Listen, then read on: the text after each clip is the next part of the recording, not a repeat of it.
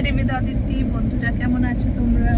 আশা করছি তোমরা সকলেই খুব খুব খুব ভালো আছো। আজকে যাচ্ছি মায়ের কাছে, কারণ দিদি এসে গেছে অলরেডি ওখানে। অনেকদিন মায়ের সঙ্গে দেখা হয়নি। আজকে অনেকগুলো কাজ ছিল, আমার কন্ট্যাক্ট লেন্স তোলার ছিল, তারপরে একটা সানগ্লাস দেখে এসেছিলাম দু একদিন আগে।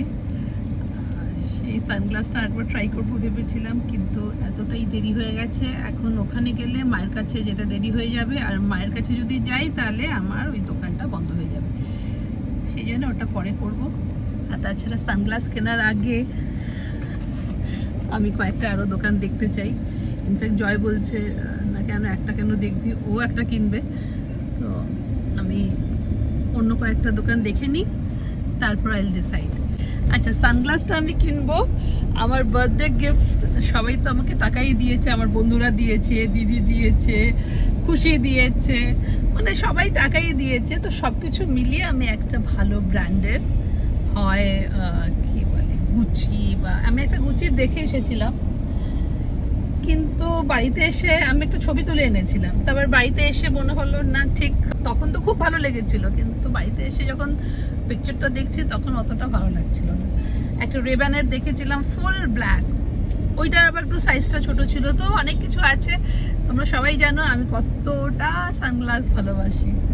তো 2 বছর হয়ে গেছে আমি কোনো সানগ্লাস কিনিনি, এবার একটা কেনা দরকার। তো আমি এবার জন্মদিনে সবাই বলছিল একটা সিলভারের কিছু কিনে নে, এটা কিনে নে, ওটা কিনে নে। আছে না, যেটা আমার ভালো লাগে আমি সেটা কিনবো। আই লাভ সানগ্লাসেস, আমার ভীষণ প্রিয় জিনিস একটা, ওইটাই কিনবো। আজকে যাচ্ছি না, আজকে ওখানে আমি ওই সানগ্লাসটা আলাদা করে রেখে এসেছিলাম। ওরা বলবে ওটা নেবেন না, আজকে নেব না, কয়েকটা আগে দেখে নিই, তারপরে যাবো সুপ্রিম অপটিক্সে।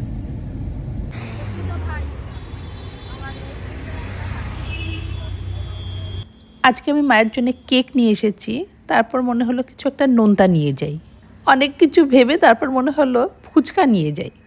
প্রথমে গেলাম আমার পাড়ায়, সেখানে দেখলাম লম্বা লাইন। আমাদের পাড়ার ফুচকাওয়ালাটা কিন্তু ভীষণ ভালো, ভালো বলেই আজকাল ভিড়ও অনেক হয়। আর এটা হচ্ছে আমার দিদির বাড়ির কাছাকাছি।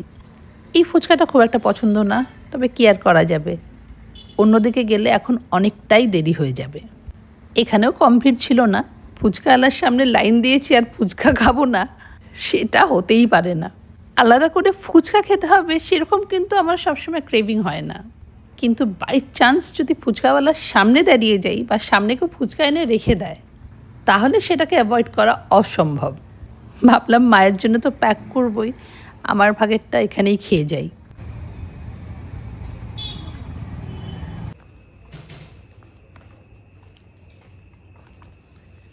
অনেকটাই দেরি হয়ে গেল। ওরে বাবলে, বেরাইছে না, দুটো বসে আছে কিন্তু কিছুতেই খুলছে না। খোলো মা, এটাকে এরকম করে সাজিয়েছো কেন? দেখো আমাদের মায়ের চাদর দিয়ে সোফা সোফা চা খাবি তো তোরা? আমি ব্ল্যাক টি খাবো উইদাউট সুগার, কারণ আমি কেক খেয়ে এসেছি, তোরাও কেক খাবি। 1 কাপ দুধ চা আর লাল চা চিনি ছাড়া। বাবা, চুলখানা তো বেশ। আমার মাকে ভালো লাগছে দেখতে, আমি মাকে এসে আগে দেখি। মাকে ভালো লাগছে? হ্যাঁ। এ মা কি বাজে বলছে, গড়িয়াহাটের চুল। বন্ধুরা তোমাদের দেখাই, এইটা কি গড়িয়াহাটের চুল মনে হচ্ছে? যদু বলছে গড়িয়াহাটের চুল, এটা কি গড়িয়াহাটের চুল মনে হচ্ছে? হ্যাঁ, লাল করে দিয়েছিস? এ মা না না, লাস্ট টাইম যে হেয়ার কালারটা করেছিলাম ওটা পুরো চুলটা না ভীষণ, মানে কালারটা কিছু একটা রিয়াক্ট করে ভীষণ লালচে, মানে ভীষণ লাইট হয়ে গেছে। আমি তো এত লাইট চাই না, কিন্তু হয়ে গেছে কি করব। মা তোমার জন্য কিছু কিছু জিনিস এনেছি খাওয়ার। দেরি হলো কারণ এই ফুচকা বানাতে। এই কুর্তিটা এরও গল্প আছে, এটা যদুর পাঞ্জাবি, যদু যখন ছোটবেলায় মোটা ছিল তখনকার। এই মা, এই যে ফুচকা আসার সময় নিয়ে আসলাম, তোমরা একটু খাও। ওর মধ্যে আলু আছে, নিচে মনে হচ্ছে আমার মনে হচ্ছিল মা। তোরা খা। আমি খেয়ে এসেছি 4টে, আমি আর খাবো না। এই আমিও ভাবছিলাম আজকে ফুচকা তুই আর মা খা। ফুচকা খেলে ভালো। মা এর মধ্যে এটা না, এর মধ্যে কেক আছে, একটু কেকের মিষ্টি রাখো। যেমন বদমাইশ বলো, অসভ্য দুটো মিলে আবার চেক করছে, আবার চুলটা অরিজিনাল কি না, বলছে এটা কি গড়িয়াহাটের চুল নাকি। কি অসভ্য! কেন ওরা একটা ভালো দামি কোম্পানিতে বলতে পারতিস, গড়িয়াহাটের ফুটপাতের চুল কেন বললি তোরা? ভালো এক্ষুনি ডোনা ঢুকলো প্রথমে ভেতর থেকে, না না ছবি তুলবে না বলে বাজে অবস্থায় ঢুকেছে। বললেন না আমি পুরো ফ্রাস্ট্রেটেড ঢুকছি। যারা যারা চাকরি করে আজকাল সবাই এত ফ্রাস্ট্রেটেড কেন?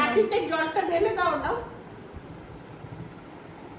আমি কি খুশি, মায়ের খেতে ইচ্ছে করেছিল ফুচকা, আর আমি ফুচকা নিয়ে এসেছি হঠাৎ করে।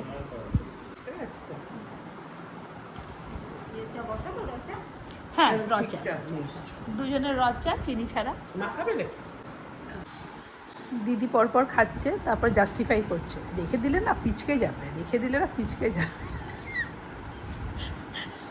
বলছে জাস্টিফাই করছে। মা খাওয়ার আগে ও মোটামুটি পুরো খতম করছে, তার জন্য বলছে রেখে দিলে না পিচকে যাবে।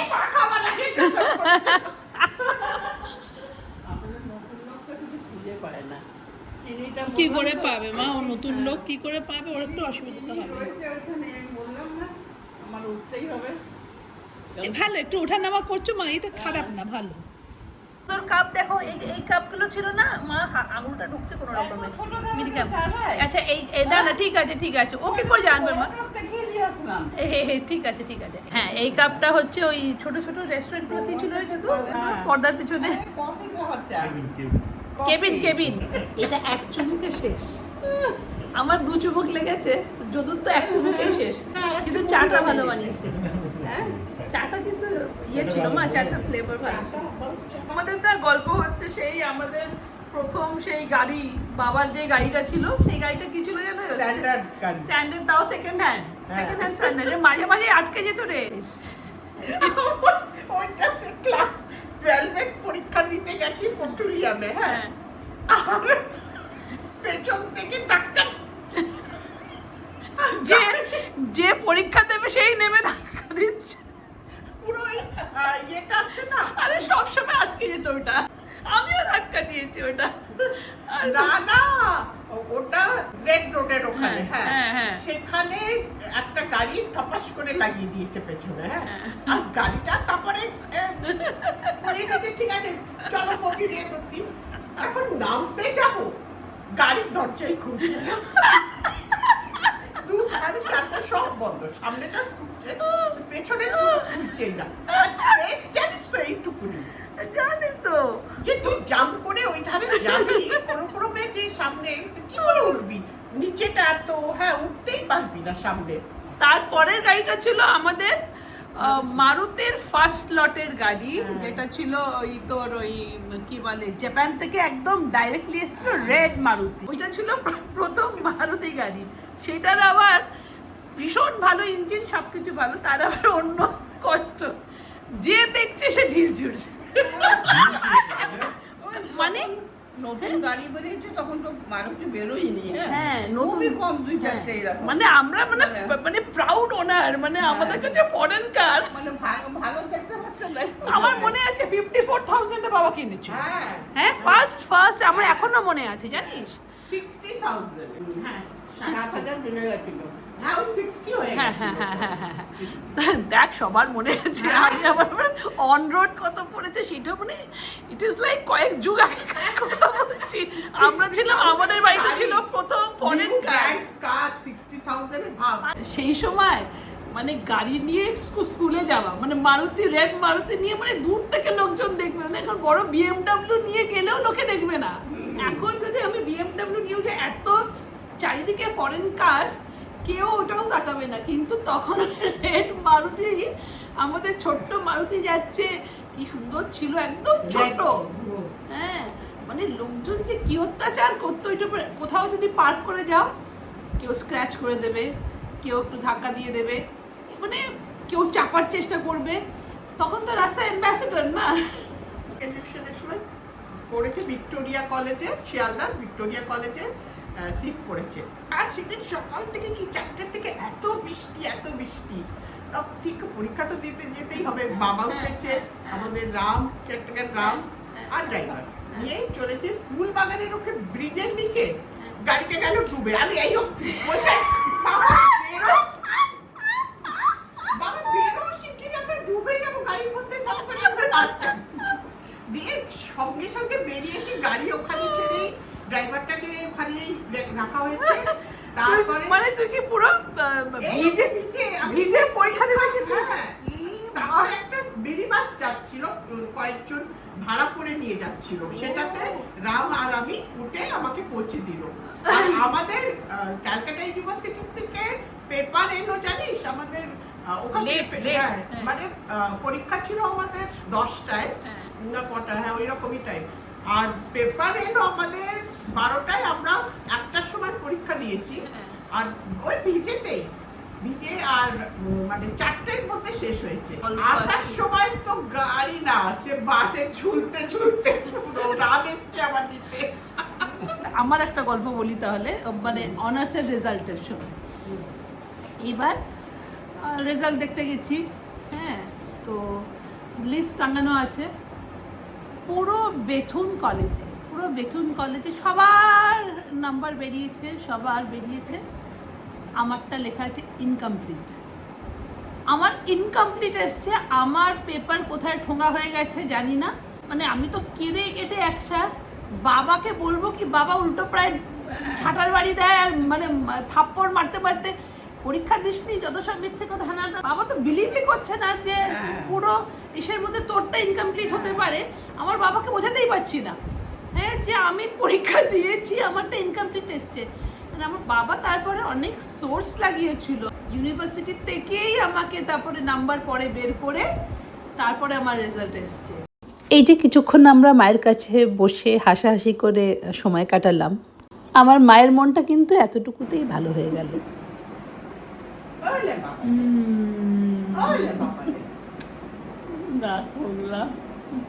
দাঁত পুগলি মা,